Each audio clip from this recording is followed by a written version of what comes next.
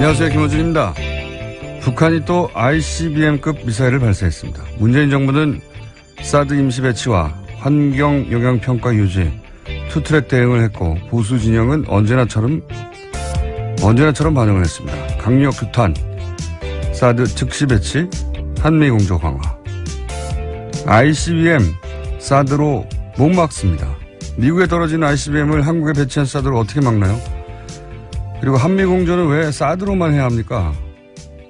여태 우리가 미국서 사들인 무기들은 다 뭔가요? 지난 10년간 36조어치 미국 무기를 사줬고 박근혜 정부 시절에는 전 세계 미국 무기 수입 1위국도 했죠.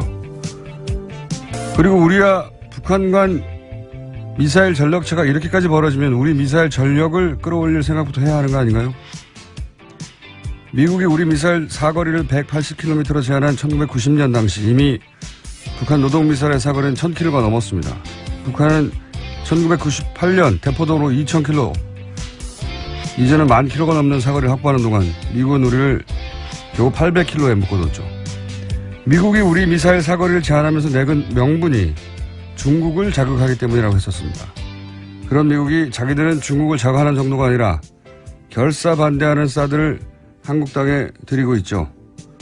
그로 인한 경제적 피해는 우리가 고스란히 입는데 그렇다고 미국이 우리 수출품 뭐라도 하나 더 사주나요? 사드를 받아들일 수밖에 없는 정치적 전략적 이유가 있다면 그건 따져보는데, 그런데 북한 미사일 이야기만 나오면 무슨 무기 하나로 북핵이 다 해결될 것처럼, 무기 하나에 한미 공조가 다 걸린 것처럼 호들갑 떠는 거는 이제 그만 좀 합시다. 이러니까 호구 소리 듣는 거 아닙니까? 김어준 생각이었습니다.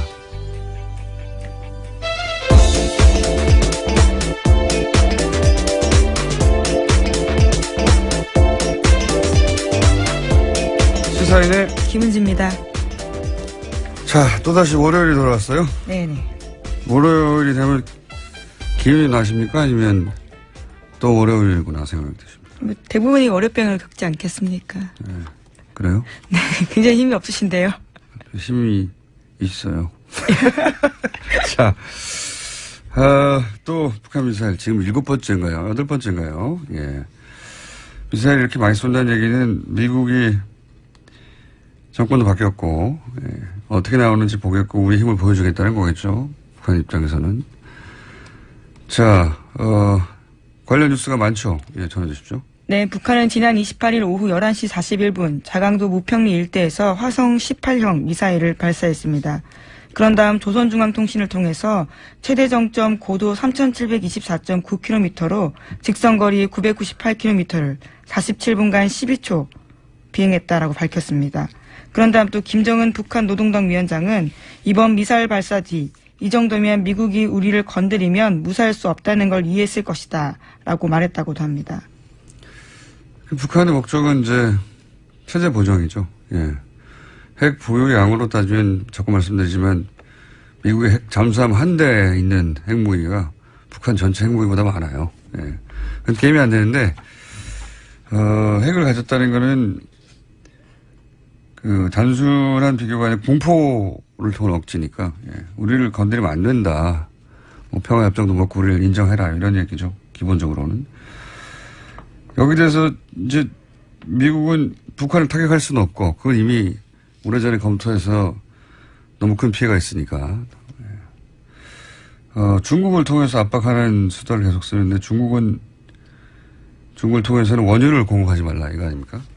네, 트럼프 대통령이 29일 트위터에 그런 내용을 올렸는데요. 중국은 말만 할 뿐 북한이 아무것도 하지 않는다. 매우 실망했다. 이렇게 썼습니다.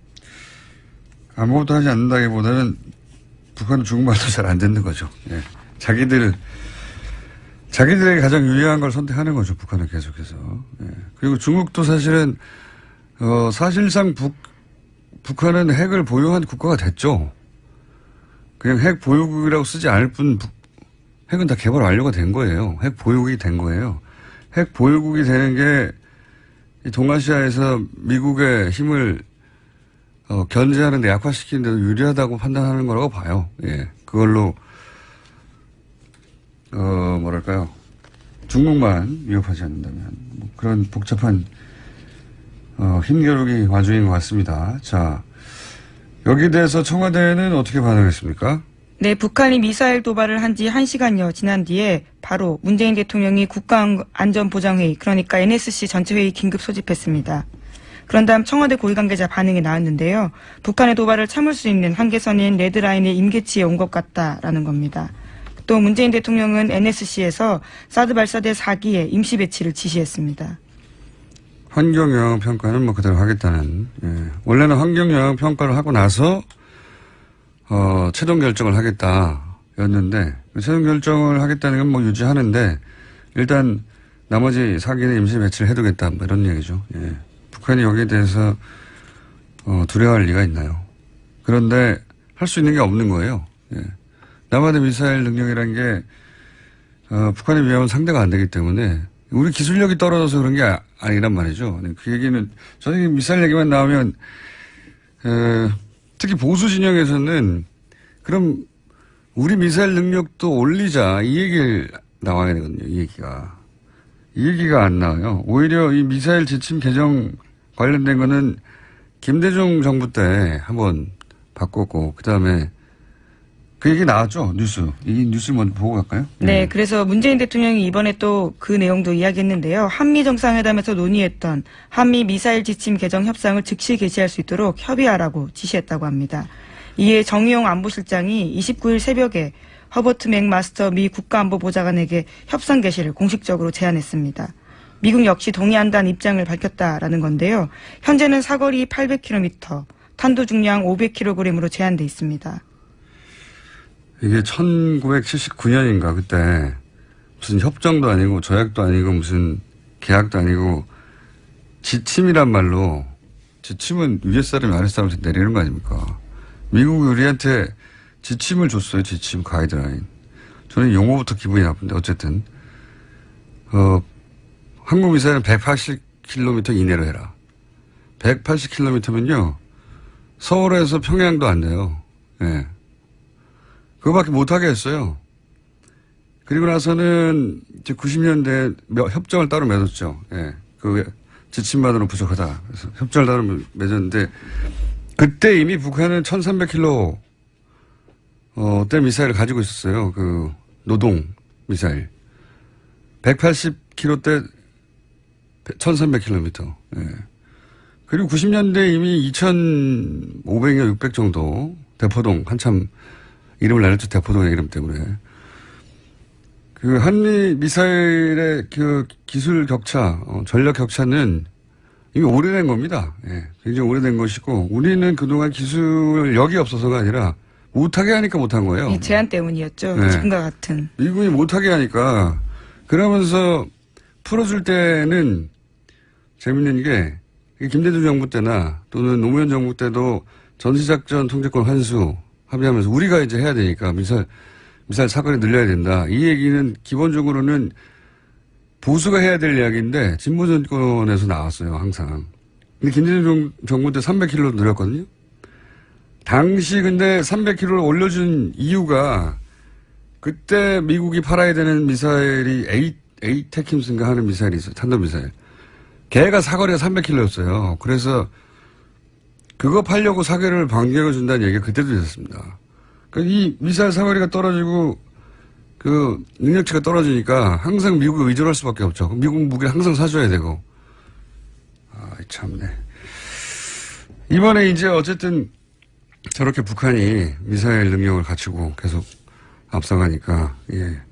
우리 미사일 사거리 혹은 뭐 중량을 탄도 중량. 예. 중량을 늘리려면 미국하고 얘기를 해야 돼요.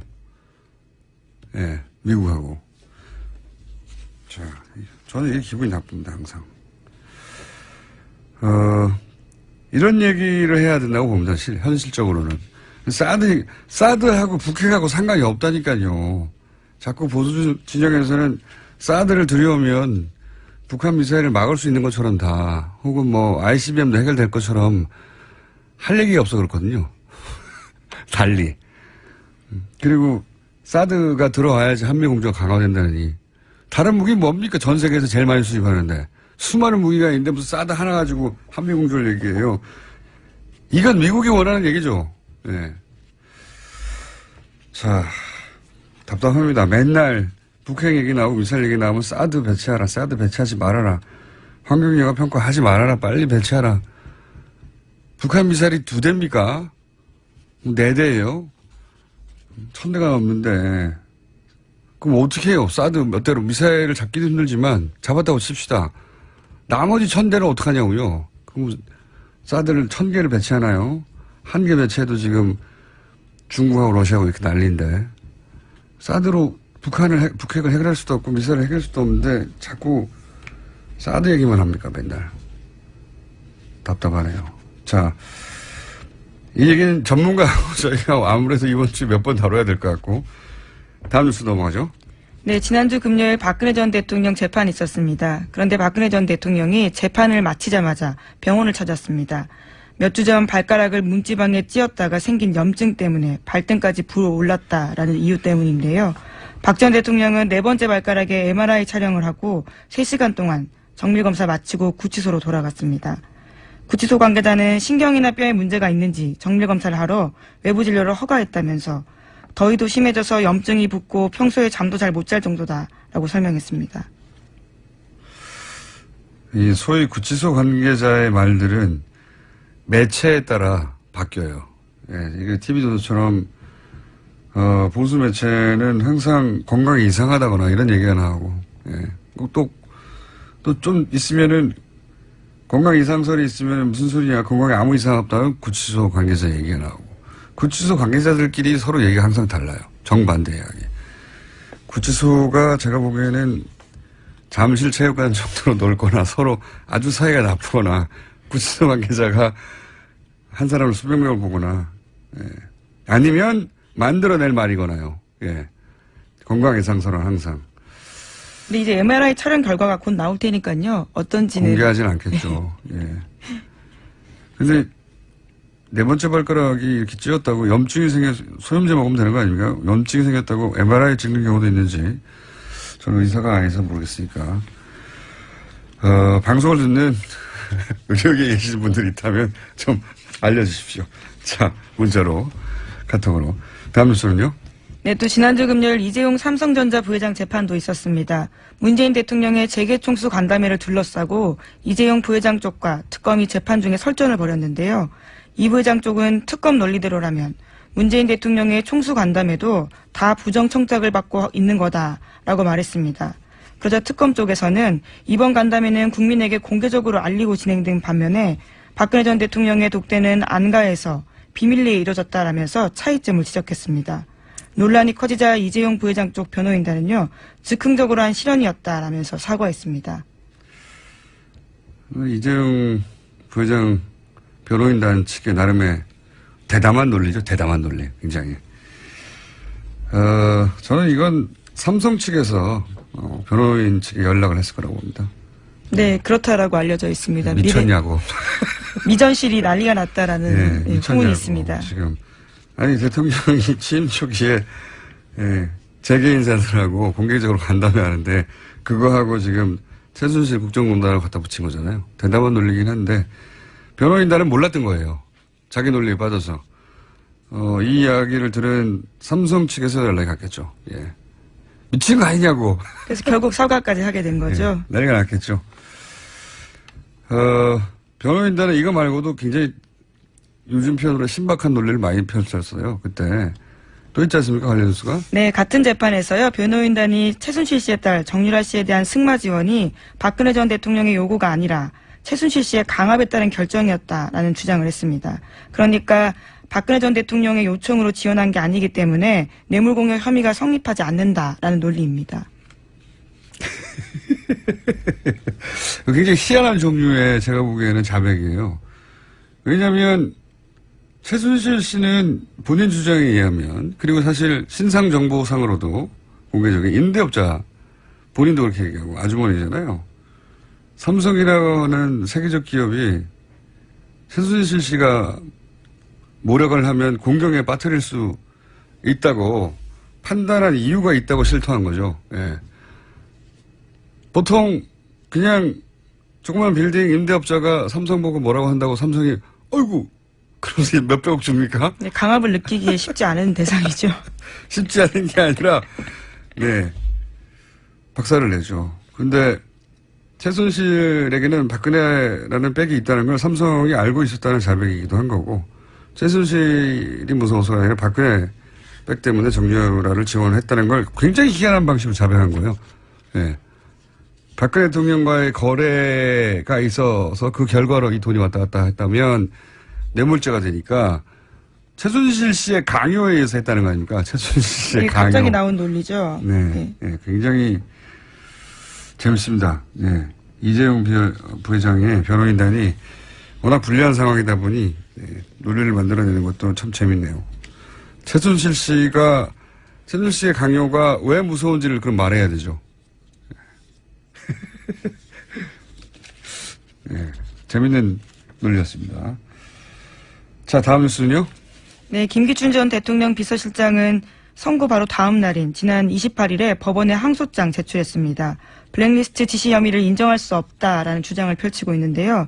하지만 김 전 실장에게 보고된 문건을 보면 김 전 실장이 이른바 좌파 문화예술인을 골라내고 예산 지원에도 관여한 정황이 확연히 드러난다고 JTBC가 보도했습니다. 굉장히 구체적이에요. 모태펀드가 좌파 자금 창구가 됐으니 어떻게 하라든지 벤처 투자 임원진을 어떻게 해야 한다든지 영화는 콘텐츠 진흥에서 하라고 한다든지 실제 다 실행에 옮겨진 거거든요. 네, 다 보고받은 내용입니다. 네. 모태펀드에 실제로 모 인사가 파견돼서 소위 화이트리스트 만들어가지고 모태펀드로 영화를 전폭적으로 지원하죠. 전례가 없는 액수를 조건 없이 지원하는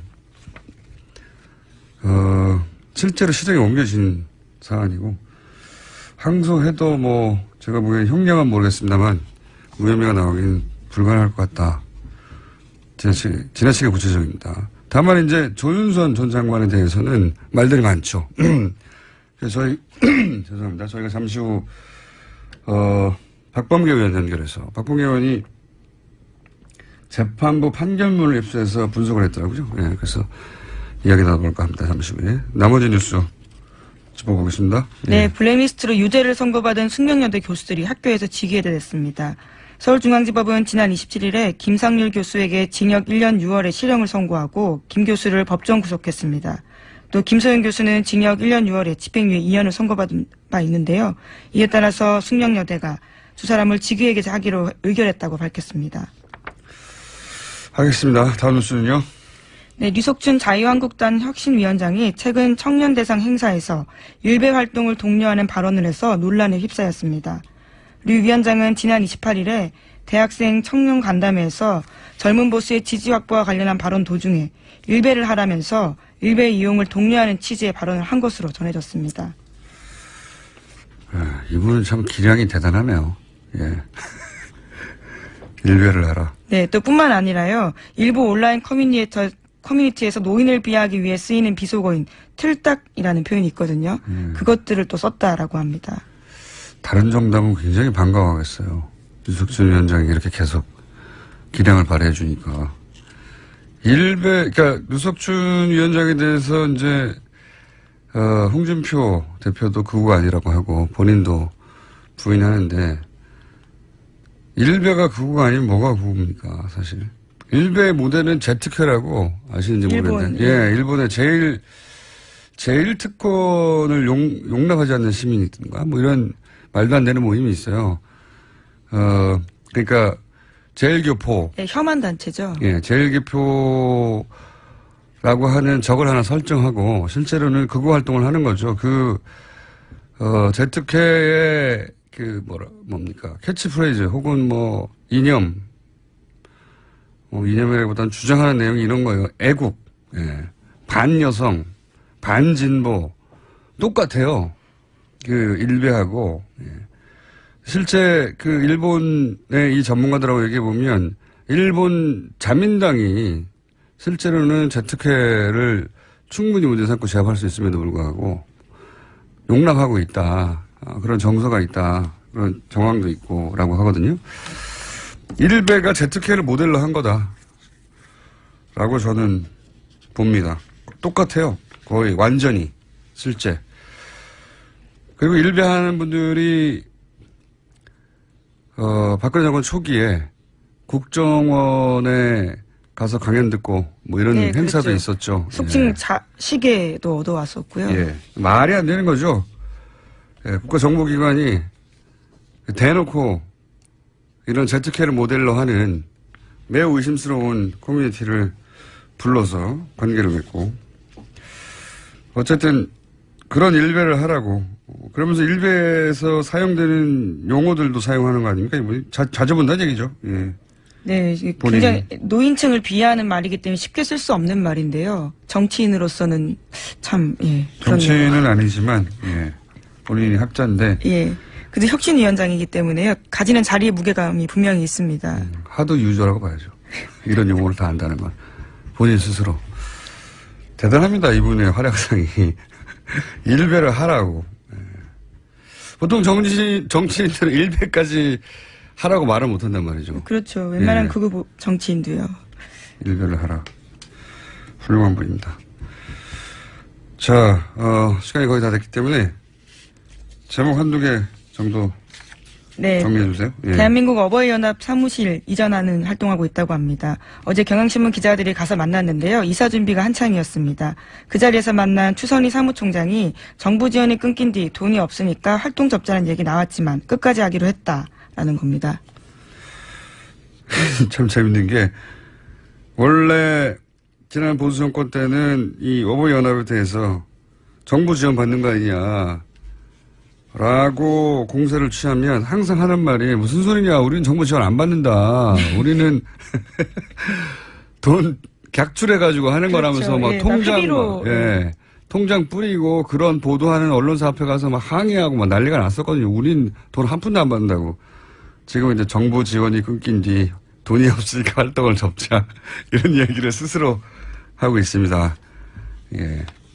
그러니까 또 소속돼 있는 어르신들이 무슨 소리냐 10년간 해왔는데 계속 해야 된다 뭐 이런 이야기를 본인들끼리 하고 있다는 거죠. 네, 그래서 사무실을 좀 옮겨서 하기로 했다라는 게 추선희 사무총장의 설명입니다. 어버이연합의 탄생 즈음부터 지켜본 저로서는 본인들이 이렇게 스스로 정부 지원이 끊겨서 활동을 못한다고 말하는 걸 처음 보고 예. 처음에 이제 다음에 카페로 시작했거든요. 예. 물론 뭐 다음 카페는 껍데기고 실제로는 처음부터 정부 사이드에서 그 정부 누군지는 모르겠으나 예. 누군지는 알 것도 같습니다만 거기서 만들어냈다라고 하는 얘기인데 초반 한 1년 반 2년은 카페 오프라인에 모인 사람이 100명이면 최소한 카페 100명을 활동해야 되잖아요. 그렇죠. 카페 오프라인에 100명, 200명이 모이는데 카페에는 회원이 10명이고 막 그랬어요, 처음에는. 처음부터, 저는 맨 처음부터 봤기 때문에 처음부터 거기서 모아서 자발적으로 생긴 게 아니었어요. 도대체 저 사람들은 어디서 왔을까? 카페에는 사람들이 없는데 글 쓰는 사람이 1명, 2명 뭐 조회수 5 뭐 이랬거든요. 네, 어버이연합 같은 경우에도 관제 데모 지시한 의혹받고요. 검찰에 고발된 상태입니다. 그런데 아직까지 사법 처리 방향 나오지 않고 있다고 합니다. 알겠습니다. 지금 30초 정도 더 있다고 하네요. 아마 박봉계 의원이 연결이 금방 안 되나 봅니다. 하나 정도 더 하죠. 예. 네, 백악관에서 미국 백악관에서요. 연결됐다고 하는데 예, 그냥 예. 하죠. 예. 예, 미국 백악관에서 권력 투쟁이 한참이라고 합니다. 그래서 프리버스 비서실장이 경질됐다라는 소식이 있습니다. 아, 이거요. 예, 우리나라로 치면 비서실장하고 청와대 홍보수석하고 싸운 거죠. 예. 예, 심지어 트럼프가 파리 잡으라는 호출까지 했다라는 비서실장의 폭로까지 있었습니다. 예, 비서실장 보고 예, 자기 방에 와가지고 파리 좀 잡아라. 파리 다닌다고. 그 사람이 잘린 거고 홍보수석에 해당되는 사람이 딸의 측근으로 알려져 있고 정말 가관입니다. 비서실장을 비행기 같이 타고 가다가 예, 그 안에서 잘랐죠. 그렇죠. 거기다가 또 잘렸다라는 이야기를 트위터에다가 올린 겁니다. 정말 장난 아니에요. 미국 소식은 이번 주에 한번 저희가 전문가 모시고 종합해 보겠습니다. 여기 난리 났거든요. 예. 지난주 한 주가 워싱턴에서 이렇게 말이 안 되는 사건이 많이 벌어지는 일이 없다라고 미국 언론들이 할 만큼 난리가 났었습니다. 여기 다음 짚어보겠습니다. 여기까지 하겠습니다. 시사인의 김은지였습니다. 감사합니다. 블랙리스트 1심 판결에 대해서 논란이 많습니다. 네. 더불어민주당 법범계 최고위원 연결해서 이 판결문 좀 자세히 분석해 보겠습니다. 안녕하십니까? 네, 반갑습니다. 네. 판사 출신이시니까 더더욱 관심이 많으셨을 것 같은데 이 판결문이 이상하다고 말씀하셨는데 이게 어떻게 이상합니까? 전문가로 볼 때? 네, 판결문을 좀 입수를 해서 정독을 좀 해보니까요. 예. 일단 그 이번 판결의 그 기초가 되는 헌법적 원리에 대해서 재판부가 좀 외면한 측면이 있고, 예를 들어서 뭐 헌법에는 우리나라를 문화국가 원리로 표방하고 있습니다. 또 평등권의 문제라든지 법치주의, 또 민주적 기본질서, 이런 일반적으로 헌법 교과서에 나오는 법리들을 다소 왜곡하거나 좀 외면한 측면이 있고, 또 하나는 박근혜 전 대통령에 대한 판단과 김기춘 등 다른 유죄가 선고를 한 다른 피고인들에 대한 판단이 좀 모순되는 측면이 있는 거 아닌가라는 그런 생각을 하게 됐습니다. 좀 구체적으로 말씀해 주시죠. 예를 들어서 판결문 내용이 이런 게 있는데 네. 지금 말씀하신 이 판결문 내용은 이러이러한 부분을 어기고 있다라든가 좀 구체적으로 말씀해 주시면요. 네, 박근혜 전 대통령을 피고인으로 이제 재판한 재판부는 아닙니다. 이 재판부. 네, 그렇죠. 이제 물론 공소장에는 이제 공범 관계가 있다고 이제 명시돼 있지만 굳이 판단을 했습니다. 이 재판부에서. 예. 그래서 면죄부를 준 판결을 했는데요. 제가 정말 뜨악한 측면은 박근혜 대통령이 보수의 지지를 받아서 대통령이 된 네. 그런 취지를 이제 설명하면서 예. 문화예술계 지원 사업과 관련하여 좌파 지원 축소와 우파 지원 확대를 표방한 것 자체가 헌법이나 법령에 위반된다고 볼 수 없다. 이렇게 단적으로 써놨습니다. 아하. 그러니까 우리 헌법은 좌파니 우파니 진보니 보수니 그것이 실적법에 위반되는 것만 아니면 그거를 이유로 무슨 차별을 하라고 돼 있지 않습니다. 그렇죠. 그렇죠. 당연히. 민주적 기본질서나 문화국가 원리가 그렇거든요. 네.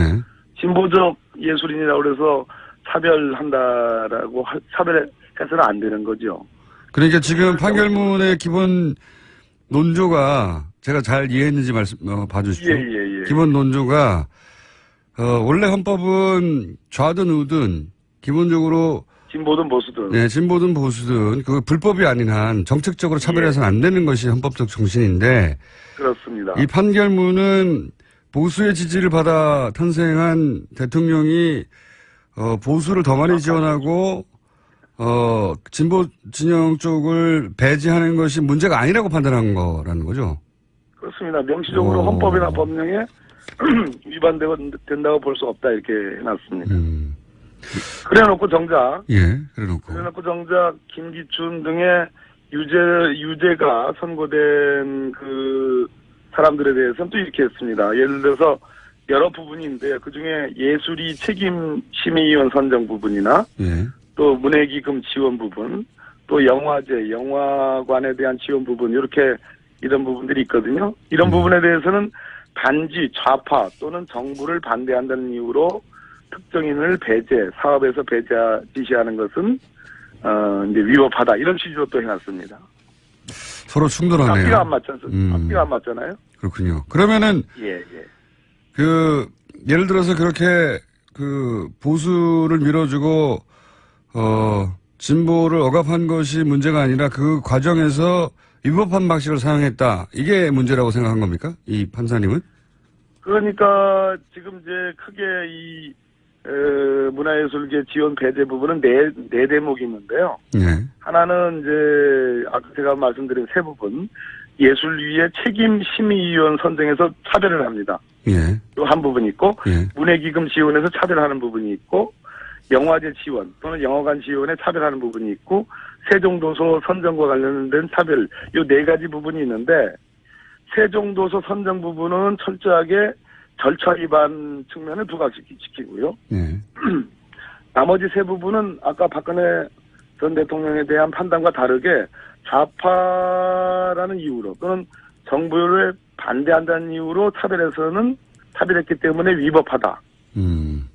앞뒤가 분명히 안 맞네요. 자체적으로도 조금 모순되는 측면이 있고 박근혜 전 대통령이 썼던 논리하고도 좀 배치되는 그래서 좀 판결이 좀 우왕좌왕하는 거 아닌가. 좀 뭐 대단히 미안한 말씀입니다만은 그런 측면을 말씀드리는 겁니다. 네, 알겠습니다. 그 대목은 이해했고요. 예예. 굳이 박근혜 전 대통령이 공범이 안 된다고 법원이 판단한 부분에 대해서 지적하셨지 않습니까? 네.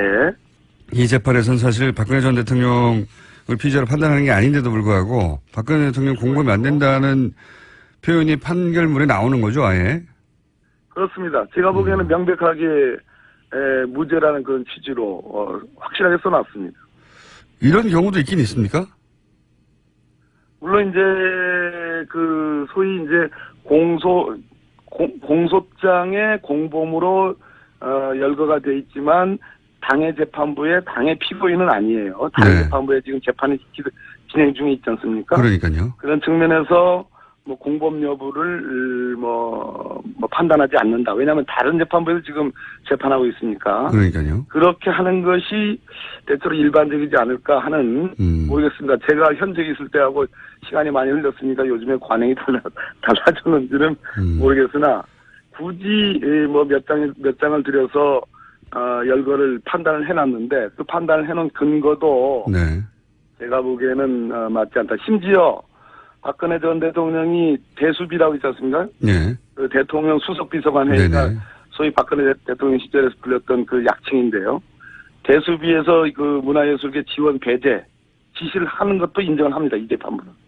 그리고 그것과 관련된 보고를 받은 것도 인정을 합니다. 지시에 보고 받은 거를 다 네. 인정을 하는데 공범이 안 된다고. 아까 말씀드렸듯이 보수주의를 표방했고 그런 지지를 받아서 대통령이 된 사람이 좌파는 좀 제약하고 우파는 지원하는 이런 것은 헌법과 법령에 위반되지 않는다라고 저는 깜짝 놀랐습니다. 정말 앞뒤가 안 맞네요. 예. 네. 상식적인 수준에서도. 그리고 또 이상한 점도 그 박근혜 전 대통령을 언급한 부분 그렇게 길게 언급했다면 지금 말씀하신 논리적으로 정합이 되지 않는다는 말씀 말고 또 다른 이상한 점도 있습니까? 그렇습니다. 그 다른 피고인들 예를 들어서 김기춘이나 조윤선 또 김종덕, 김상률 이런 사람들은 언제부터 언제까지 장관, 뭐 비서실장 또는 수석으로 근무한 사람으로서 이렇게 해가지고 명확하게 그 신분의 변화를 설명을 해놨습니다. 그런데 박근혜 전 대통령에 대해서는 대한민국 18대 대통령으로서 국가 원수 또 정부의 수반으로서 중앙행정기관의 장을 지휘 감독한 사람이라고 해놓고 가로치고 이하 대통령이라 칭한다 해놓고 대통령이라는 표현이 써 있습니다. 무슨 얘기냐면 지난 헌법과 법률에 의해서 헌법재판소에서 소추돼서 탄핵 심판 파면된 그런 신분적 요소는 단 한마디 언급이 없다. 놀랍지 않습니까? 그러니까 개인적으로 박근혜 전 대통령에 대한 어떤 존경심이 강한 판사분이 아닐까 하는 생각도. 그렇게 말씀하실 줄 알았습니다. 그렇게까지 볼 것은 아닌데, 그러나, 아무리 법원과 헌법재판소가 다른 기관이라 하더라도, 법원이라는 것은 우리 헌법과 법률을 해석하는, 가장 중추적 기관인데, 지난 역사적, 헌법적, 법률적 사실들을 단 한마디도 표기하지 않는다. 그렇군요. 이것은 이상하긴 이상합니다. 이상합니다. 예, 다른 사람들은 다 그렇게 표시가 됐는데, 네. 저한테 이런 얘기를 지적한 사람은 속상하다고 표현했습니다. 알겠습니다. 예. 판사님의 개인적인 정치적 성향이 어떤지는 여기서 따질 일이 아니니까. 그런데 물론입니다. 예. 그런데 이 판결이 실제로 박근혜 전 대통령의 재판에 어떤 종류의 영향을 줄 수 있을까요? 다른 재판부가 무죄라고 판단한 한 것이? 예, 저도 역시 서울중앙지방법원에 저도 근무한 사람인데요. 예. 아주 다른 재판부가 아주 원칙과 자기 판단에 철저하지 않으면 이웃재판부가 한 재판에 다소 영향을 받습니다. 아, 그렇군요. 예, 그런 측면에서 우려할 대목이라 보고요. 서울중앙지법 이 판결이 나오자마자 또 법원은 부랴부랴 공보관을 통해서 또 해명도 하고 이거는 확실한 무죄, 면죄부를 준 판결이 아니다라고 또 뭐 이렇게 얼버무리는. 그것도 굉장히 이례적인 거 아닙니까? 굉장히 이례적입니다. 그러니까 재판부가 다른 본인이 재판하고 있지 않는 사람에 대해서 판결문을 그렇게 길게 쓴 것도 이례적이고, 그리고 나서 그렇습니다. 이제 언론을 통해서 그러면 박근혜 대통령이 블랙리스트 사건에 대해서 무죄란 말이냐라고 이제 굉장히 큰 논란이 되자 법원에서 재판부가 낸 판결문에 대해서 그건 아니라고 또 말하는 것도 대단히 이례적인 거 아닙니까? 맞습니다. 이상한 사건이 벌어지긴 했습니다. 굉장히. 그런 사례가 있었나요? 1심 판결이 났는데 그 판결문에 있는 내용을 가지고 법원이 그 판결문의 내용이 확정된 건 아니라고. 그런 적 있습니까? 공보관, 서울중앙지방법원에는 공보관이 있는데요. 예. 공보관들은 그 당해 재판부의 그 판결문에 대해서 좀 보충적으로. 그렇죠. 해설해 주는 경우는 있지만. 해설해 주거나 도와주는 측면에서 공보를 하지, 서로 앞뒤가 안 맞는, 전 제가 보기에는 그렇습니다. 대체로 지금 이런 비판은 있습니다. 서울중앙지법 형사재판부의 부장판사들이 양승태 대법원장 체제에서 다소 보수화된 거 아니냐라는 그런 어떤 민변을 포함해서 법조계의 그러한 어떤 비판적 시각은 쭉 있어 왔습니다만은 제가 보기에는 이 판결문은 여러 군데에서 납득이 되지 않는 측면이 있다. 논리적으로라도 일관돼야 되는데 논리적으로도 충돌하고 있다. 이런 말씀을 하시는 거고. 맞습니다. 그 지적도. 예. 또 한 가지 제가 이상하다고 생각한 부분은 김종덕 전 장관에 대해서는 부당한 지시를 했음에도 네. 부당한 줄 알면서도 따랐기 때문에 이제 유죄를 선고한 거 아닙니까? 요약하자면? 그렇습니다. 예. 예. 그러면 장관한테 지시할 사람은 대통령인데요. 네. 그러면 대통령이 부당한 위법한 지시를 했으니까 이 논리대로라면 대통령도 당연히 책임이 있어야 되는 것 같은데 그 논리 안에서는. 네. 그렇지 않습니까? 바로 맞습니다. 그러니까. 잘했다고 해주십시오. 네, 역시. 그러다 보니까 김기춘 비서실장을 수개로 본 겁니다. 좀 표현해. 아, 그렇군요. 네, 두목으로 본 겁니다. 박근혜 전 대통령을 빼버리고. 아까 제가 말씀드렸듯이 그럼에도 불구하고 이 판결문 자체 안에도. 예. 박근혜 전 대통령이 청와대 그 수석비서관에 의해서 이 문화예술계 배제 지원에 관한 지시를 한 것도 인정하고 그와 관련된 관계자들의 보고를 받은 것도 인정을 합니다. 근데 거기에 면죄부를 주려 하니까 아까 참 헌법상의 이상한 논리 자기는 보수주의를 표방하는 그런 지지를 받는 대통령이니까 보수를 더 지원하고 진보를 좀 차별하는 제약하는 그런 거는 헌법과 법령이 위반되지 않는데라는 정말로 그것은 헌법학도들에게 큰 상처를 줄 만한 그런 설치가 저는 가능했다고 보이죠. 알겠습니다. 자, 조윤선 장관 얘기를 5분 남았는데 해보자면요. 조윤선 장관의 경우는 뭐라 그럽니까? 너무 이상한 것이 본인 전임 수석, 본인 전임 장관, 그 당시 자기 부하 직원인 비서관, 그리고 부하 직원인 차관 다 유죄예요. 예, 맞습니다. 어떻게 본인만 쏙 빠져나왔는지 너무 이상하거든요. 그 자체로도. 네. 이 조윤선 장관의 무죄에 대해서는 어떻게 판단하십니까? 일단은 제가 보기에는 심리가 충분하지 않은 느낌이 듭니다. 그러니까 대체로 다른 유죄 피고인들에 대해서는 철저하게 심리를 했지만 네. 일단 제가 한 가지 더 말씀 좀 드릴 게 있는데요. 김기춘 전 비서실장에 대한 징역 3년에 대해서도 비판이 많지 않습니까? 네네. 근데 그 부분의 양형 이유, 즉 형량을 그렇게 적게 준 이유를 판결문에 써놨는데요. 예. 그러니까 보수주의를 표방한 대통령을 보좌하는 정무직 공무원들로 문화예술계가 지나치게 좌편향되어 있다는 인식에 따라 이를 단기간에 바로잡겠다는 의혹이 지나쳐 범행에 이른 것으로 보인다. 의혹이 지나치지만 않았으면 괜찮다는 얘기네요. 예. 그러니까 이는 특정 개인 등의 사익 추구를 목적으로 국가 권력을 남용하는 다른 국정농단 범행과는 성격이 분명히 다른 것이어서 이를 양형에 참작할 필요가 있다. 아하, 그렇군요. 바로 이 대목에서 이 재판부의 성격이 드러나는 건데요. 즉 민주적 기본 질서를 침해하는 이 블랙리스트 사건에 대해서 다른 최순실의 사익 추구와 비교했을 때 현재 이거는 참작할 만하다 이런 취지거든요. 네. 바로 이런 인식의 토대가 저는 조윤선 정무수석의 무죄에 저는 바탕이 됐다고 보여집니다. 무슨 얘기냐면 정무수석실은 조윤선 수석 이전 박준호 수석이든 조윤선 수석이든 이 민간단체 보조금 TF를 만들었고 그 뒤에 지원 배제를 하는 대상자 명단을 관리하고 그것이 실제로 지원이 되는지 안 되는지를 계속 점검을 해왔습니다. 네. 그런데 유독 조윤선 수석에 관해서는 관계자들의 진술이 특검에서 진술과 법정에서 진술이 좀 바뀌긴 바뀝니다. 네네. 예, 바뀌긴 바뀌었으나 특검에서의 진술은 철저하게 배제하고 무시하고 예. 법정에서의 증언만 부각을 시켜서 그거를 믿은 겁니다.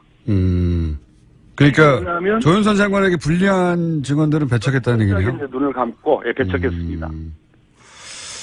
왜냐하면 제가 특히 이해가 안 갔던 것이 전임 수석이 전화로도 만나서도 블랙리스트 설명했다. 전 장관에게. 전임 수석이 설명했다고 하는데 인수인계가 안 됐다고 말하는 게 그 법원에서 전 이해가 안 갔거든요.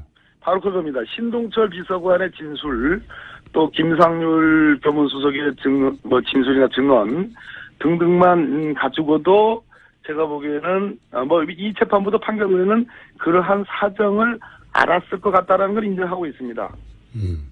그런데 직접적으로 그거를 승인하거나 지시하지 않았다. 이렇게 판단한 건데요. 제가 보기에는 지금 문제가 되는 미필적 고의라는 것이 이제 전 국민이 다 아는 법용어가 된 거 아니겠습니까? 네네. 그랬을 때 미필적 고의라는 그런 법리는 그냥 눈을 감은 거 아닌가. 전혀 고려하지 않고 그냥 문제를 유독 드러내서 한 거 아닌가 하는 그런 비판을 면할 길 없다 이런 말씀드립니다. 재판부가 주도하지도 승인하지도 않았다는 걸 다 인정하더라도 사실은 미필적 고의라는 부분은 눈을 감았고 실제 승인하지 않았는지는 잘 모르겠습니다만 그걸 다 인정하더라도 본인은 사실은 그 임무가 수행되는 책임 부서와 부처의 장관과 수석을 했지 않습니까? 그렇습니다. 그리고 그 기간 중에도 계속 그런 일이 일어났고요. 네네. 그리고 블랙리스트가 있다는 것을 알았다는 것까지는 재판부가 확인했지 않습니까? 확인했습니다. 네. 그러면은 불법이 일어나는 것을 묵인 방조하는 것도 있지 않습니까?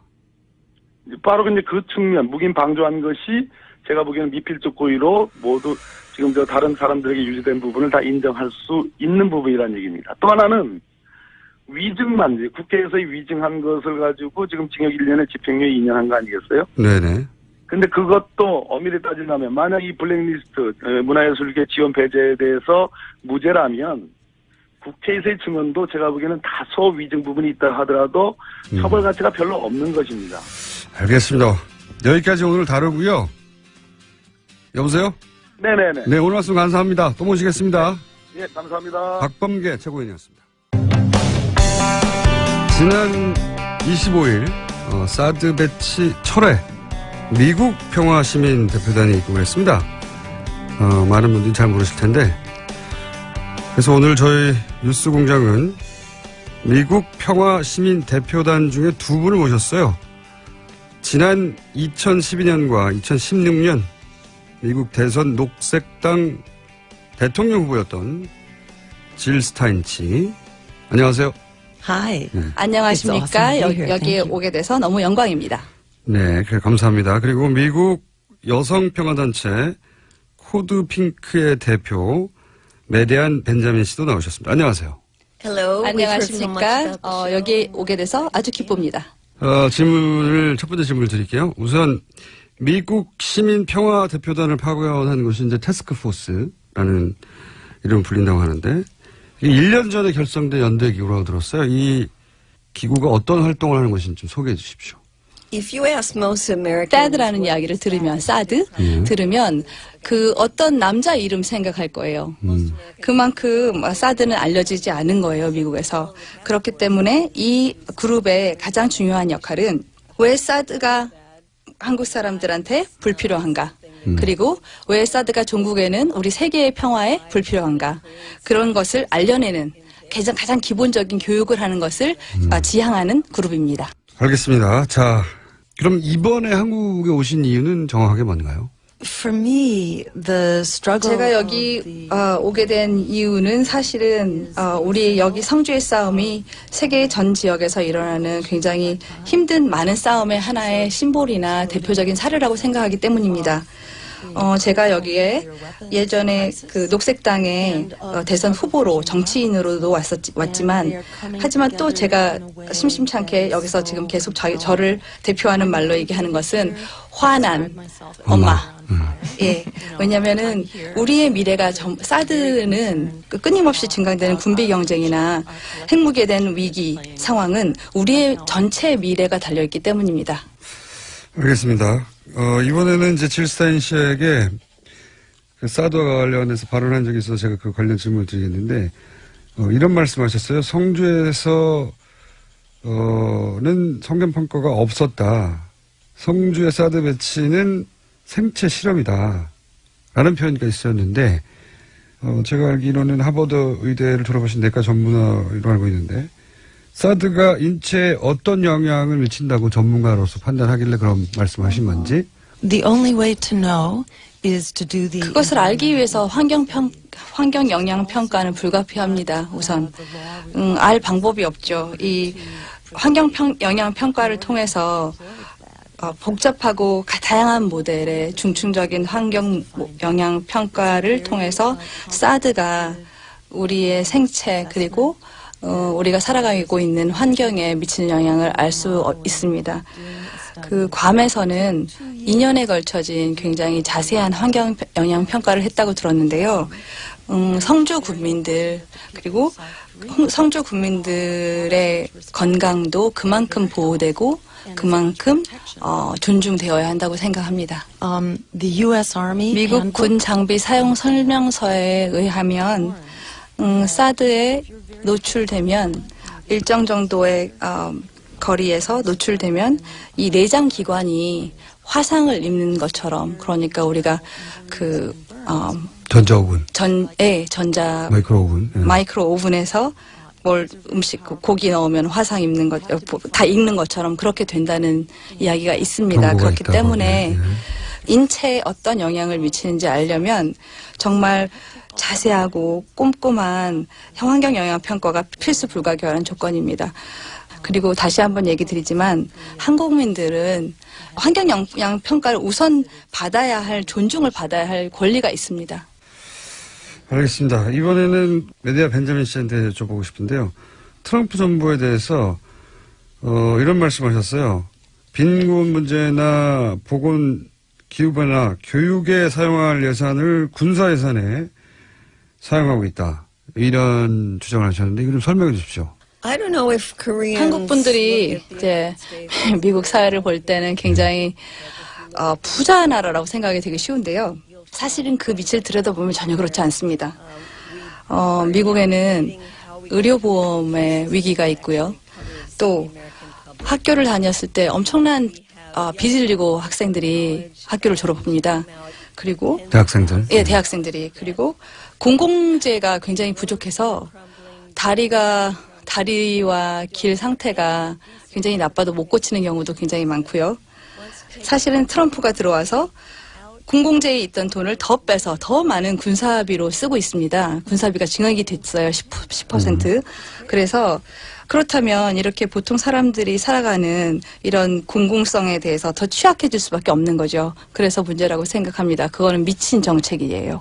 그리고 뭐 아시다시피 미국의 군비 예산은 엄청나고 막대합니다. 뭐 러시아, 차이나 8개 나라를 다 합친 것보다 더 많은데요. 문제는 전쟁을 이기지 못한다는 거죠. 이기지도 못하는 전장에다가 더 많은 돈을 쏟아붓는 게 무슨 소용이 있겠습니까? 베트남전 이후로 한 번도 이긴 적이 없다고. 예, 맞습니다. 예. 만약에 문재인 정부가 사드 배치를 환경영향평가를 하고 나서 환경영향평가 결과가 부정적이기 때문에 사드 배치를 하지 못하겠다고 하면 트럼프 정부가 어떻게 나올까요? I think it would be. 그것은 사실 상당히 멋진 일인데요. 그건 사실은 문재인 대통령이 주권 국가로서 거대한 제국인 미국에게 주권을 행사하는 일이기도 하겠고, 트럼프를 생각해보면 아마 좀 비즈니스맨이니까 경제 보복을 할 텐데, 그렇지만 다른 나라의 지도자가 그 다른 나라의 주권을 위해서 싸운다면 그것 또한 존중해야 되고 존중할 수 있다고도 봅니다. 질 스타인 씨의 견해도 궁금합니다. I agree with 미디아 씨의 대답에 굉장히 동의하고, 문재인 정부가 주권을 내세우면서 한국민을 보호하기 위해서 그런 결정을 한다면 우선 첫 번째로는 한국을 굉장히 동등한 외교를 할 수 있는 나라로 인정할 것 같습니다. 인정할 수밖에 없네요. 예. 네. 다른 옵션이 없어서. 그리고 오히려 그 주권을 내세우는 나라로 인정함으로써 그게 협조적으로 될 수도 있다고 생각합니다. 그런 시각도 있네요. 트럼프 얘기가 나와서 얘기인데 또 갑자기 궁금해진 건데 트럼프 정부가 임기를 마칠 수 있을까요? There are a lot of people taking. 많은 사람들이 거기에 내기를 걸고 있어요. 미국 국민뿐만이 아니라 세계 국민들이 다 그렇게 생각하고 있다고 들었습니다. 그런데 미디아 씨가 생각하기는 아마도 어려울 것 같습니다. 임기를 마치기 힘들다. 예. 질 스타인 씨도 마찬가지로 생각하세요? I think his term is already over. 벌써 트럼프는 레임덕을 겪고 있고, 지금 예를 들어서 그 트럼프의 가장 강력한 중요한 의제라고 할 수 있는 의료보험 개정안이 벌써 3번이나 의회를 통과하지 못했습니다. 그것도 굉장히 창피한 의결표의 차이로. 그리고 아무래도 그렇게 되면 우리는 한국민이 보여줬던 경로로 갈 수밖에 없을 것 같은데요. 이제 탄핵하고 그다음에 촛불의 힘으로 탄핵을 했듯이 우리도 그를 탄핵해야 하지 않을까 하는 생각을 하시고 계십니다. I was going to say, the 자, 민주당도 싫어합니다. 그의 당인 공화당도 싫어합니다. 그리고 그의 가족들도 이제 서로 등을 지기 시작했습니다. 그렇기 때문에 별로 친구가 많이 없죠. 그러니까 점점 무너지고 있는 것 같습니다. 그 한국 촛불 집회에 대해서 몇 차례 언급을 하셨는데 언급을 하셨으니까 제가 한번 여쭤볼게요. 지난 겨울 내내 한국에서의 촛불 집회에 대해서는 어떤 인상을 가지고 보셨고, 예, 그 결과에 대해서는 어떻게 평가하시는지. we have seen in the last. 지난 몇 년간 우리는 세계 여러 지역에서 민중이 일어나서 항쟁을 하는 것을 봤죠. 그런데 뭐 아랍 스프링이나 스페인이나 그리스 여러 군데서 봤습니다. 특히 한국 같은 경우는 부패하고 시민의 대표성이 없는 정부를 스스로 끌어내리고 보다 민주적이고 시민을 대표하는 정부로 바꿔내는 이러한 거대한 촛불의 물결을 보고 정말 전 세계 시민들은 큰 영감을 얻었다고 할 수 있습니다. 특히나 많은 시민들이 비폭력적으로 자신의 의사를 전달하고 민주주의를 수호하려는 움직임은 사실은 큰 감명이었습니다. Medea said it beautifully. I would only add. 미디아 씨가 벌써 너무 멋있게 얘기해 줬었는데요. 사실 촛불 항쟁은 계속되고 있습니다. 김천 촛불 집회에 갔다 왔는데 거기서도 계속해서 시민의 목소리가 빛나고 예전의 촛불 집회가 부패한 정권에 대한 반대로 시작이 되었다면 지금의 촛불 집회는 군사주의와 그리고 주권을 찾아가는 시민의 행보라고 볼 수 있습니다. 이들을 통해서 전 세계 시민들은 미래가 시민의 손에 달려있고 평화와 정의와 민주주의를 우리가 지켜낼 수 있다는 큰 힘을 받았습니다. 그리고 한국민들은 촛불 집회는 이런 영혼들을 끌어내는 견인하는 역할을 했다고 볼 수 있습니다. 미국인들은 트럼프가 당선되고 나서 뭔가 좀 비현실적이라고 생각하지 않느냐고. 저희가 한국 사람들이 보기에는 굉장히 비현실적으로 보이거든요. okay. 만화에서 일어나거나 TV쇼에서 일어날 일인데 진짜로 막 일어나니까 굉장히 비현실적이다. Okay. 근데 미국인들이 실제 자신의 대통령으로 트럼프를 바라보는 마음은 어떤 건지.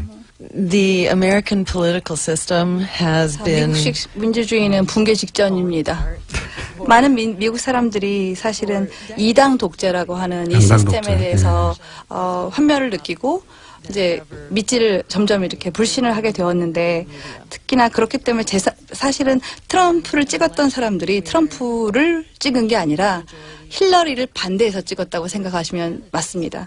그래서 제3의 후보들에 대한 관심이 많이 있었으나 저 같은 제3의 후보들이 미디어나 여러 가지 언론의 주목을 거의 받지 못했습니다. 그래서 미국민들은 거기에 대해서 알지도 못했었고 트럼프가 대통령이 된 지금 미국은 앞으로 나아질 길밖에 없다.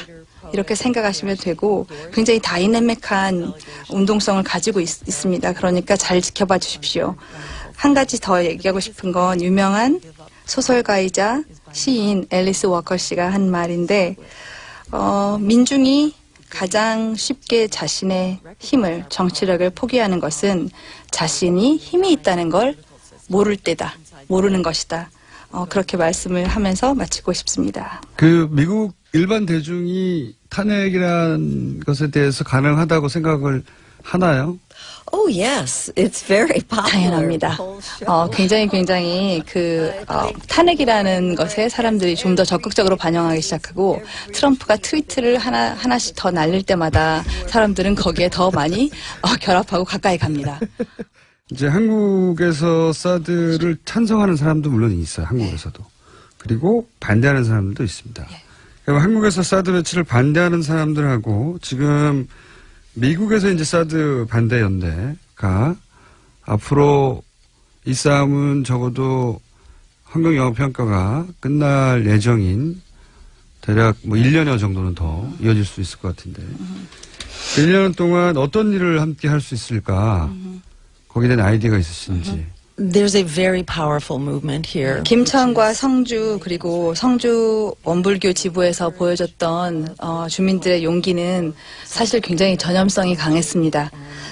이 전염성을 가지고 우리가 돌아가서 우선 몇 가지 할 수 있는 아이디어 중에 하나는 첫 번째는 세계 동시다발적인 곳에서 시위를 한다. 예. 두 번째는 성주하고 미국하고 동시에 한다든지. 그렇죠. 예. 미국의 여러 도시에서도 함께. 그다음 두 번째는 군수복합체나 아니면 다른 이런 사드나 이런 여러 가지의 무기를 만드는 그런 곳에서 투자를 셰어홀더들이 주주들이 투자를 철회하는 투자 철회 운동을 벌인다. 그렇지만 주주들이라고 해서 뭐 돈이 많은 사람만 있는 건 아니에요. 왜냐하면은 연금을 받는 사람들은 우리의 돈이 어딘가로 항상 주주의 몫으로 투자가 되고 있기 때문에 모든 사람들이 참여할 수 있는 운동입니다. 자, 오늘 말씀 감사하고요. 그러면 여기까지 하겠습니다. 지금까지 사드 배치 철회 미국 평화시민 대표회 질 스타인 씨 그리고 메데아 벤자민 씨였습니다. 감사합니다. Thank you so much. 감사합니다. Thank you so much. It's great to be on with such a famous person. 감사합니다. 이렇게 유명한 사람을 만나 뵙게 돼서 감사합니다. Thank you. Okay, good. 네. 미국에도 이런 목소리가 있습니다. 뉴스공장은 사드 배치 관련해서 결론이 나기 전까지 전 세계 다양한 목소리를 담아보겠습니다. 그리고 이 두 분에게는 제가 한국에서 굉장히 유명하다는 걸 분명하게 인식시키고 돌려보냈습니다. 그리고 지금 방금 들어온 소식인 서울, 경기, 인천, 강화도는 제외하고 호우주의보 왔네요. 예, 알려드립니다. 북한의 ICBM급 미사일 도발을 계기로 미사일 지침 개정 협상을 개시하기로 했습니다. 이게 어떤 의미일까요? 경남대 극동문제연구소 김동엽 교수님 모셨습니다. 안녕하십니까? 예, 안녕하십니까? 직접 스튜디오에 나오셨는데 저는 아니 이런 시간에 여기까지 직접 나오셨나 했더니 바로 앞에 JTBC 갔다가 가까워서 코앞이거든요. 건물이. 예. 뛰어오면 약 2분 정도 걸립니다. 뛰어오셨습니까? 늦었습니다. 네, 약속한 시간보다 늦게 오셨는데 자, 첫 번째 질문은 그 미사일 지침 개정 얘기하기 전에 일단 북한의 노림수는 뭐라고 보십니까? 군에 계셨던 분으로서.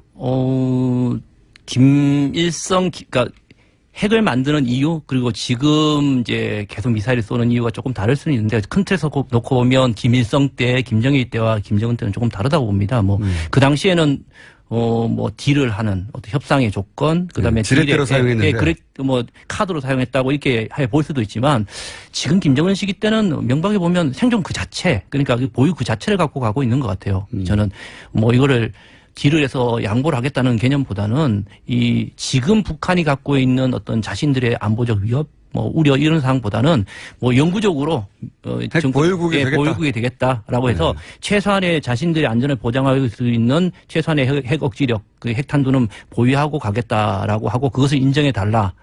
그러면 뭐 사용하지 않겠다. 그러니까 어떻게 보면 미국과 인도 방식이라고 해야 될 수도 있겠고요. 이러한 것들을 통해서 자신들의 어떤 생존, 정권의 용과 이런 것을 추구하고 있는 것이 아닌가라고 생각을 하고 있습니다. 예. 그 소위 서방 국가가 핵을 먼저 보유한 다음에 중국이나 다른 나라들이 핵을 보유하는 과정을 보면 비슷했어요, 사실. 그렇죠. 못하게 하는데도, 예. 억지로 개발해 갔죠.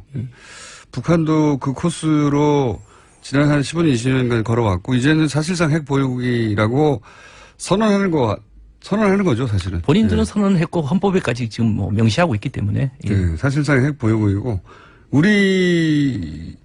우리나라는 핵 보유국이라고 사실 인정하는 기사나 내용은 별로 없는데 그 뭐 서방에서 보면 핵 보유국을 인정해야 된다고 하는 그런 주장들도 많이 나옵니다. 예. 자, 협상력을 극대화하기 위한 거다. 핵 보유국이 됐다. 그리고 뭐 협상이라기보다는 한판 대결이죠. 어쩌면 이게 협상이 될 수도 있고 뭐 다른 것도 될 수 있으니까 단순히 협상이라는 딜을 하기 위한 어떤 칩으로 보기는 좀 어려울 것 같습니다. 지렛대 이상으로 예, 핵 보유국임을 선언하기 위한 것이다. 또 하나는 이제 북한 얘기하면 항상 중국 얘기 나오는데요.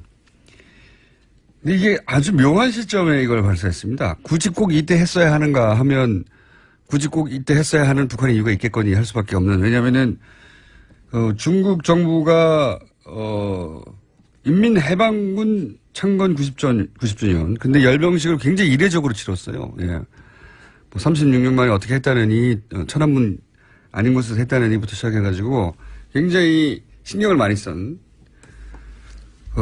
대대적인 열병식을 했는데 그 직전에 쐈잖아요? 그렇습니다. 예. 그 새벽에. 왜 이랬을까? 이유 없이 하진 않으니까 북한은 보통 이런 일을. 뭐 저는 이번에 발사 자체가 중국의 열병식 하고 이제 아주 직접적인 연관성을 가지고 싶지는 않습니다. 사실은요. 뭐 그 전날이 7월 27일 날이 또 북한이 이야기하는 자신들의 뭐 승전 기념일, 우리가 정전협정 체결일이죠. 그러면 그 딱 중간에 쏜 건데 어떠한 특정한 사건이나 행사를 가지고 이렇게 했다는 점도 분명히 있지만 실제 이거는 기술적인 차원에서 필요했기 때문에 분명히 한 점이 있습니다. 그러나 기술적인 이유는 뭡니까? 그러니까 7월 4일 날 보여준 것에 좀 부족한 면이 분명히 있었던 거거든요. ICBM이 맞느냐에 대한 논란이 있었고 사실은 그런 점이 있었기 때문에 분명히 이번 발표는 북한에서도 ICBM 맞는 사거리대를 분명히 보여줘라. 라고 하고 더 높이 올라갔죠. 예, 더 높이 올라갔고 이게 뭐 지난번하고 다르게 뭐 제가 생각을 해도 한 10,000 정도 날아가니까 완전히 이번에는 뭐 누가 ICBM이 맞냐에 어떤 그런 논란이 안 일으키는 사거리를 보여준 것이죠. 예. 그런데 이러한 것을 행동을 할 수 있는 것은 방금 말씀하셨듯이 국제적인 여건이라든가 주변 환경이 도와주기 때문에 가능하다는 것이죠. 북한이 명분도 없이 또 국제사회의 어떤 주변 여건이 좋지 않음에도 불구하고 쏘지는 않거든요.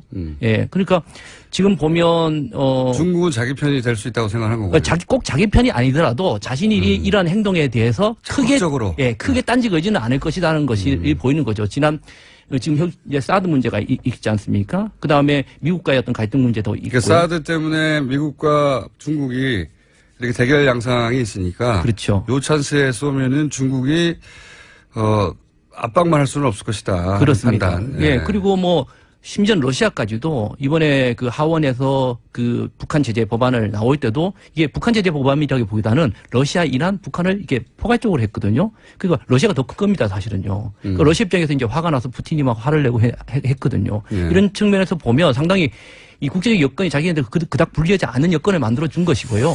그 다음에 또 한 가지는 이제 8월 달에 한미연합훈련이기 때문에 상당 부분 명분적 측면에서도 지금 시기에 한번 해주는 것이. 이것이 아주 뭐 좋은 것이죠. 예. 북한 입장에서 보자면. 예, 북한 입장에서 보면. 그렇죠. 우리 이미 핵을 보유했고, 이건 ICBM급이 맞아. 그리고 보니까 러시아나 중국이 우리 쪽 사이드에 조용히 서줄 것 같은데 뭐 이런 판단에 섰다. 예. 편은 안 해도 또 딴짓만 안 걸면 되거든요. 그게 편이지 뭐. 하여튼 그런 판단에 섰을 것이다. 자, 그런데 저는 이제 이 북핵 얘기만 나오면 사드 얘기를 하는데 사드 얘기를 항상 논의가 넘어갑니다. 바로. 맞습니다. 북핵을 사드로 막을 수 없는 거 아닙니까? ICBM도 사드로 막을 수 없는 거죠. 이번에 그 ICBM을 쏘자마자 우리 쪽에서 가장 먼저 나온 것이 사드의 내기를 이제 임시 찬다는 말이 나왔는데. 미국 쪽에서 사드 얘기 나오고요. 예. 군사 기술 쪽으로 봤을 때 이 화성 14하고 사드하고는 전혀 상관이 없습니다. 그렇죠. 예. 미국에서조차도 이 ICBM은 사드로 막을 수 없다고 이야기하고 있고요. 그 매뉴얼에도 포함되어 있지 않거든요. 그래서 뭐 이런 사드 이 화성 14호를 가지고 때문에 사드를 배치한다, 사드에 대한 뭐 훈련을 한다, 이런 것 자체는 순수하게 보면 군사적으로는 이제 모순이죠, 사실. 앞뒤가 안 맞는 거죠. 군사 기술적으로는 아무 상관이 없는 거죠. 예. 뭐 정치적으로는 관련이 있을지 몰라도. 그렇죠. 그런 측면에서 우리 정부가 이야기한 것은 아무래도 한미동맹 차원이 좀 있는 것 같고요. 또 한 가지는 아마 우리의 자율적 억제력을 확장하려는 어떤 그 카드로 활용하기 위해서. 그 부분을 이제 말씀드리려고 하는 건데 사실 미사일 같은 경우에 우리와 북한의 미사일 전력차는 이미 뭐 80년대, 90년대 벌어지기 시작해가지고 까마득히 그러니까 우리는 왜 ICBM 못해? 막 이런 얘기 많이 하는데 기술이 부족했던 게 아니라 못하게 한 거 아닙니까? 정확히 말씀드리면 기술보다는 이제 어떠한 그 미국으로부터의 어떤 그 가이드라인이 있었기 때문에. 가이드라인 참 기분이 나빠요. 지침. 예. 미국의 지침 때문에 개발을 못한 거 아닙니까? 그런데 이 지침이라는 단어 자체도 사실 거부감이 분명히 있고요. 그러다 보니까 이것을 우리는 북한은, 우리 한국도 그렇고 미국도 그렇고 이거를 지침 가이드라인이라고 하지 않습니다.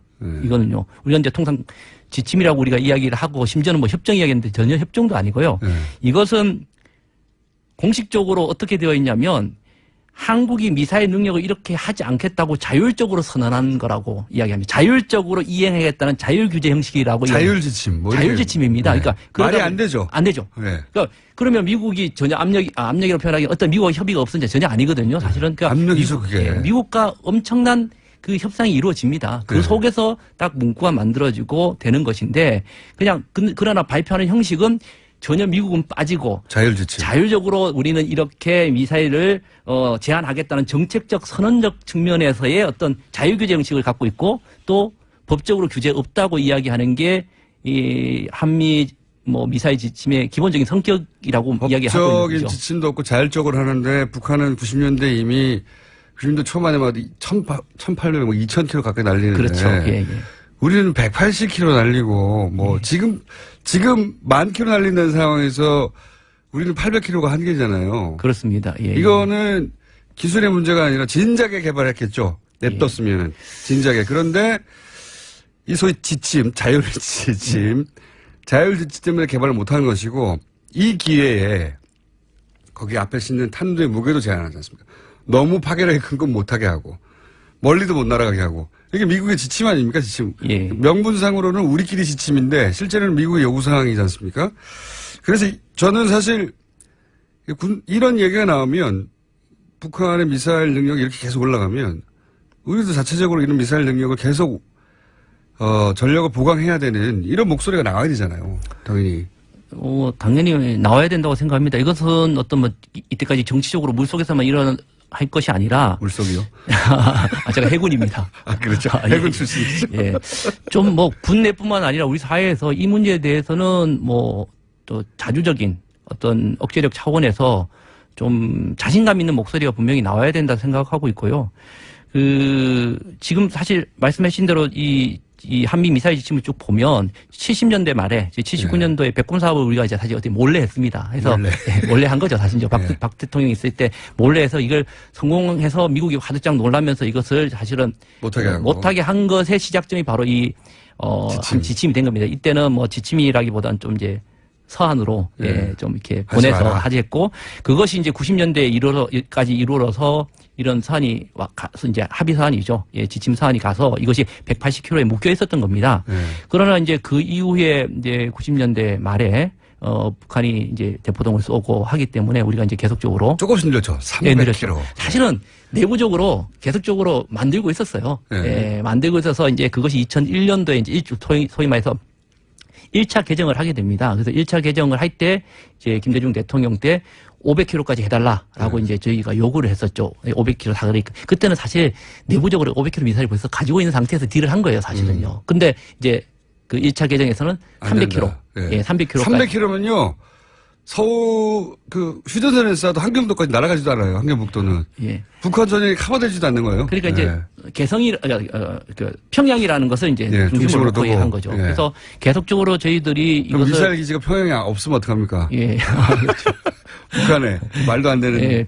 그래서 이제 계속적으로 요구를 해오다가 2012년에 이제 2차 개정을 하게 됩니다. 그때도 이제 저희가 1000km 요구를 했는데 800km를 됐고 왜냐하면 제주도로부터 북한 끝까지 쏠 수 있어야 한다. 아니요, 제주도는 근데 안 됐기 때문에 이제 네. 남쪽 끝단부터 이제 해서 보면 신우주부터 이제 포함이 됩니다. 그런데 이제 왜 800km만 끊었느냐라고 이제 보면 아마 이제 중국의 겁니다. 아마 우리 쪽에서 이 베이징까지 거리가 한 950km 정도 되기 때문에 1000km가 그 어떤 주변국의 어떤 오해라든가 그런 것들이 그게 미국의 항상 명분이었죠. 예, 명분이었죠, 사실은요. 예. 중국을 장악해서는 안 된다. 예. 중국은 10,000km 날아가는데요.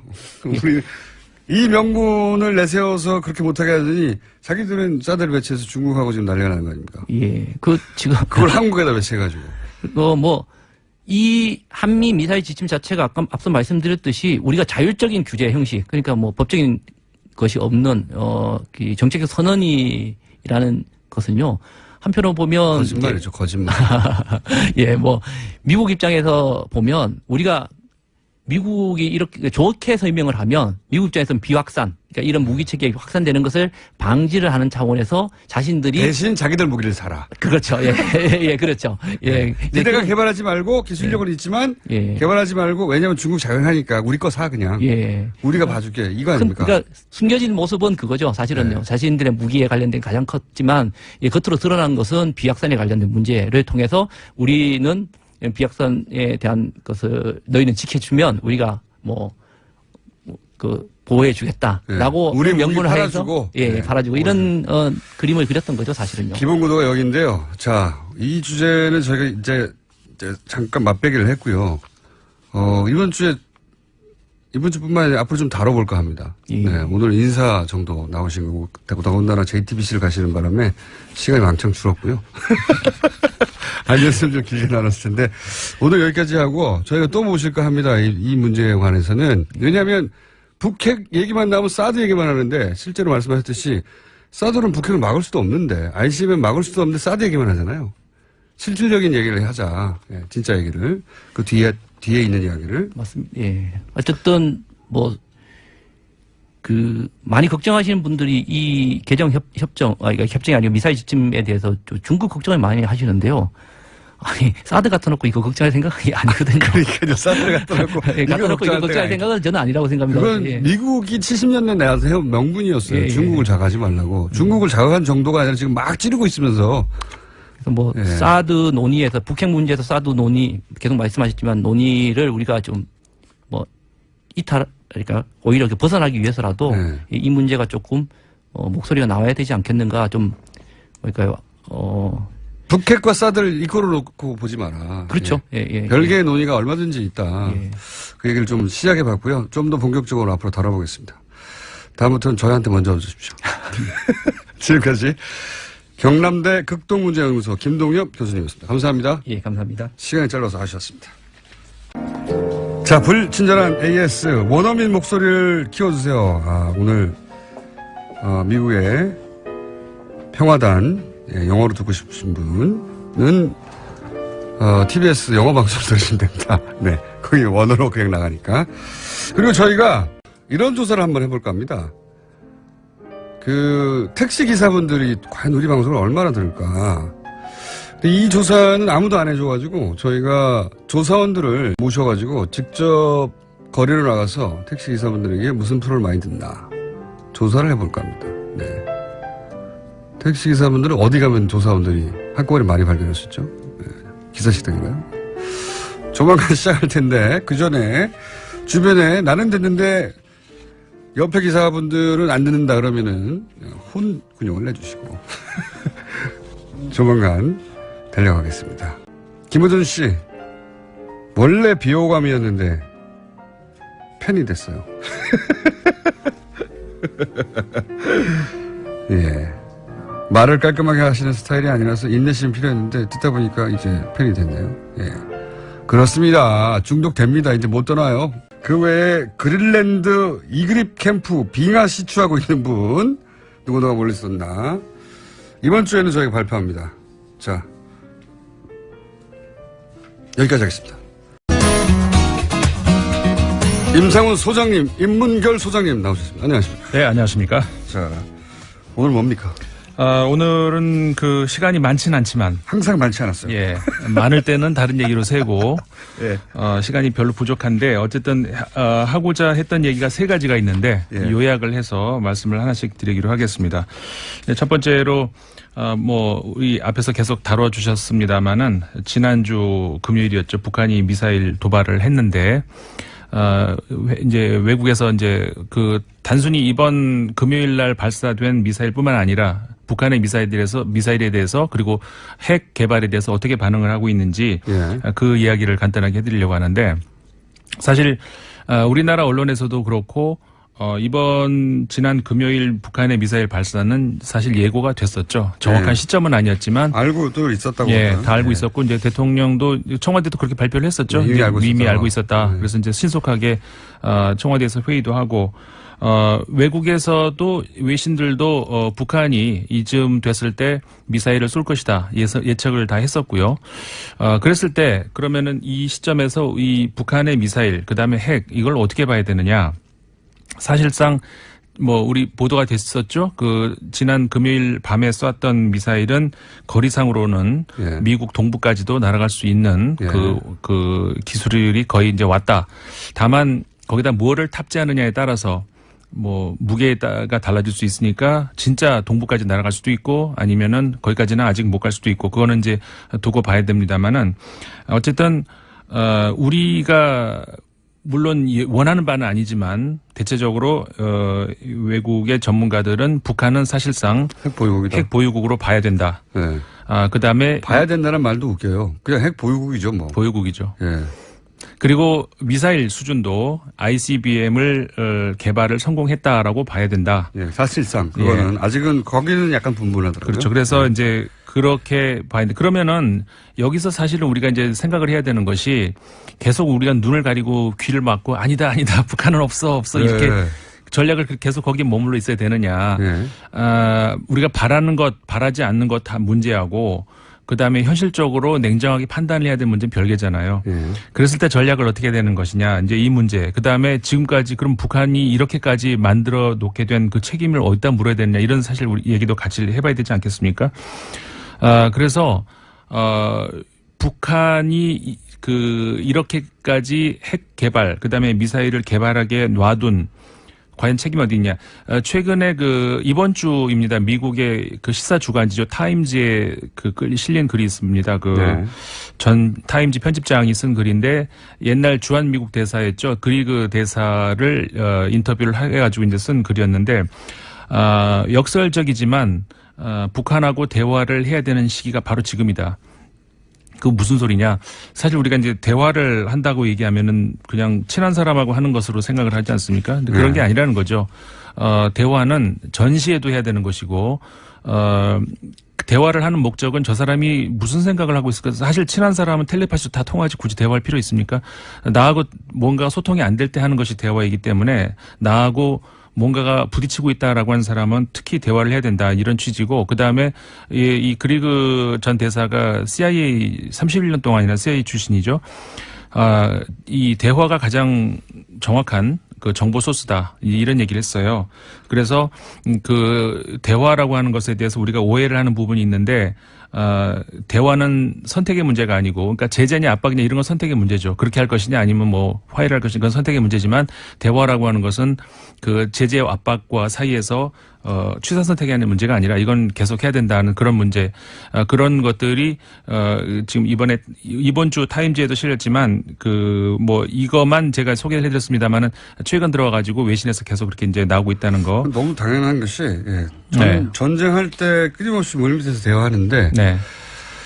우리나라 전쟁이 정부뿐만이 아니라 미국도 지금 완전 차단이 돼 있어요, 북한하고. 그러니까 북한 지난 10년간 보수 정권에서 특히 이제 박근혜 정권 들어와서는 완전한 차단이 이루어졌거든요. 완전한 차단. 그렇죠. 그래서 설마 뭐 한 라인 하나 정도는 있겠지 생각하시는 분도 있는데 없어요. 예. 없기 때문에 북한과의 대화는 지금은 군사분계선에서 확성기로 합니다.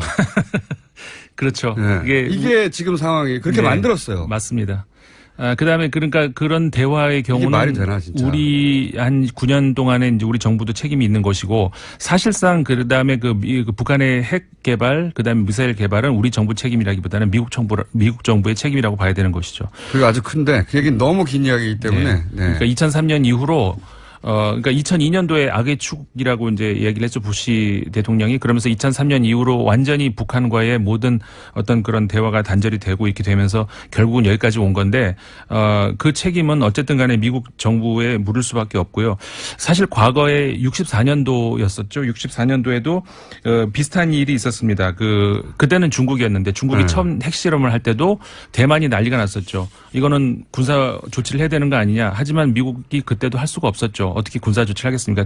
전쟁인데요, 그러면. 예, 지난 24일자인데 프랑스의 레세코라는 신문이 있습니다. 그 신문에서 이제 보도를 한 것이 이제 그것이었는데 50년 전에 그랬듯이 지금도 미국 역시 아무것도 할 수 있는 것이 없다. 결국은 군사 조치를 어떻게 하겠습니까? 할 수 있는 것은 없고 그 전에 압박하기 전에 이 사람들이 무슨 생각을 하고 있는지를 봤어야 되는데 그걸 놓친 것이 결국은 이렇게 실패로 온 것이고 감수를 해야 되겠습니다. 어떻게 하겠습니까? 여기서 다시 새로운 대책을 세워야 되는 것이고. 당시 미국의 중국 제재 대단했었어요. 대단했는데 다 안 통했죠, 결국은. 그건 통하지 않습니다. 그런 거는. 그리고 북한이 지금 2010년 이후로 지금까지 경제가 굉장히 성장하고 있어요. 오히려 압박 아무래도 소용없습니다. 그런 식의 압박은 소용도 없고 오히려 작년 같은 경우도 경제 성장률이 굉장히 높아졌다는 우리나라 한국은행 발표도 있었죠. 그러면서도 핵 개발하고 제재가 결국은 통하지 않았다는 것을 우리가 인정을 할 수밖에 없다. 대화를 단절하고 제재하는 것으로 핵을 포기한 나라가 어디 있습니까? 그렇죠. 역사적으로도 없어요. 근데 그런 전략으로 일관했고요. 지금까지는 이제 대화를 재개하겠다는 건데 물론 대화만으로도 안 되니까 여러 가지를 동시로 사용해야 되겠죠. 네, 이 이야기는 앞으로도 계속 이제 이어나가야 될 이야기고. 그다음에 또 하나 제가 말씀을 드리려고 했던 거 이것도 우리나라에서 지금 굉장히 큰 이슈죠. 중재위원회가 이제 만들어졌고 탈원전 이야기. 그래서 이제 3개월 안에 어떤 대국민 토론회가 이제 열리게 될 것이고. 그래서 어떻게 보면은 전문가들한테 맡길 문제가 아니고 진정한 주권자로서의 국민이 판단에 중심에 서야 된다.